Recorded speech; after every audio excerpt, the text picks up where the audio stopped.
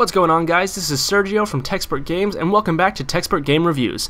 This is my first video since our abrupt little hiatus in the last 3 months, and today we're going to be looking at Hybrid, a third-person shooter available exclusively on the Xbox Live Arcade.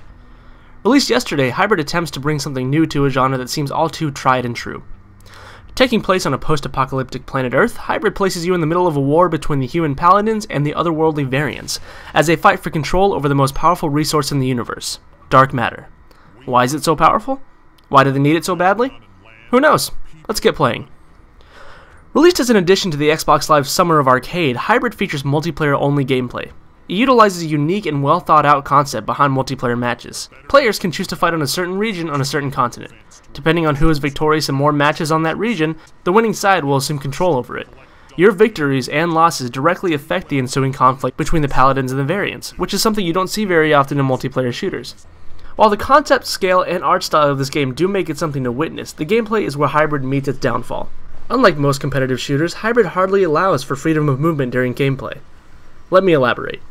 While playing, you are restricted to hiding behind cover. While you can fly, you're only allowed to do so to reach different cover walls, meaning that your flight path is automated to take you directly to the next cover position.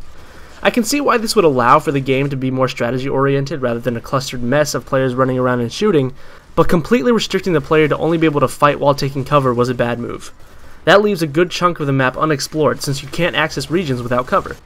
Not to mention, if you move between cover too quickly, the camera has trouble keeping up, and you may find yourself staring at the back of your player's head, or being killed by an unseen opponent that the camera fails to turn you towards in time.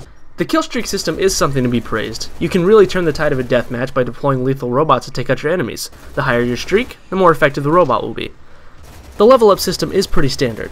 The more experience you gain, the more your level increases, and the more guns and streaks can be unlocked for your gameplay, blah blah blah blah blah blah blah. Unfortunately for Hybrid, the cool visual style and the overall concept of directly affecting the course of the war aren't enough to save it from its very clunky, restrictive gameplay.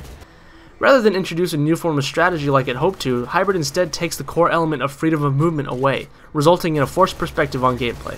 While players are intended to strategize, being forced to play the game a certain way really limits the choices the players can make in hopes of being strategic.